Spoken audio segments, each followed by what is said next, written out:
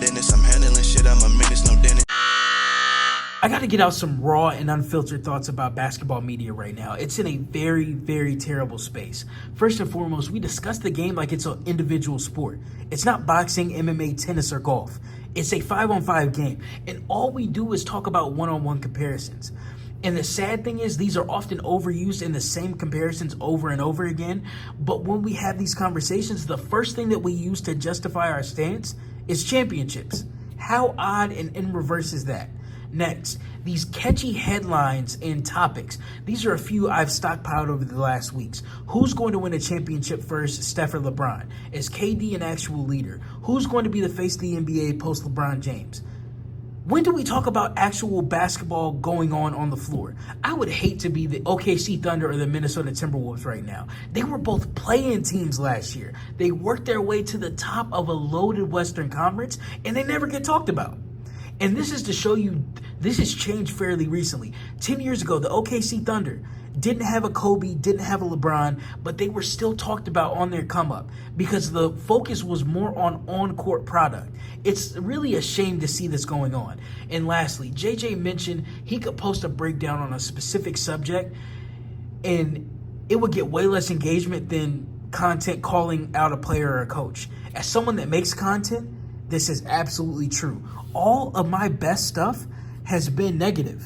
And I don't make a ton of posts like that. Now, I'm certainly not saying that's the only reason why I haven't had mass success on a different scale. Don't get me wrong. I can definitely improve, and I'm not saying that's the reason. But I bet you if I made a post or I made content every time Steph missed a shot in the clutch, every time LeBron missed a shot in the clutch, every time a rumor came out about KD, we talked about that, and I sensationalized every single one of those, I bet you my stuff would go viral way quicker than any breakdown or in-depth discussion on actual basketball would go. And as someone that makes that type of content, it's very aggravating. It's tough to watch and see that. But I've seen people on this app go from nothing to millions of followers and millions, an insane amount of engagement purely off of making fun of people. And I love comedy. A good joke is great every now and then. But nonetheless, that shouldn't be the crux of basketball media. We have people like Skip Bayless, who's made a career off of talking about LeBron James, a man that's never really acknowledged his existence. And that is the premier voice in basketball. Shannon Sharp, a football legend, one of the greatest tight ends of all time, and certainly on his football. He knows what he's talking about.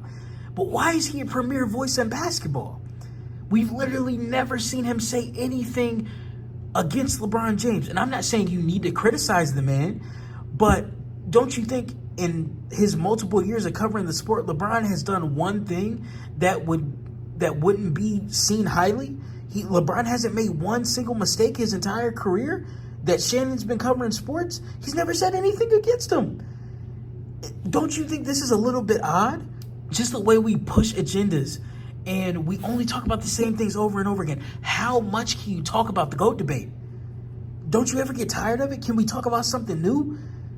What about all the guys that don't get covered because we talk about the same things over and over again? The average First Take show goes like GOAT debate, what's LeBron doing, let's trash AD, let's talk about the Warriors for a little bit, let's talk about the Cowboys, and then that's the show. Does none of this get redundant? It's not a little odd to you all? And I mean to the people consuming it, it's actual focus group stuff. They're sitting in a room generating these clickbaity headlines, whatever post about this guy missing in the clutch, and they know you'll click on it and talk about it. Is that not boring? Does that not get old? Does the recipe not change? I don't know, man. These are just my raw and unfiltered thoughts and opinions. It's near 5 minutes now.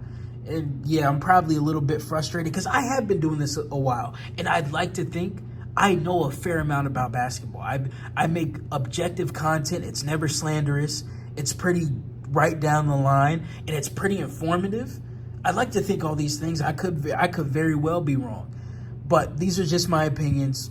I hope, this could get to the right audience and we can have some good conversation about it. But let me know what you all think.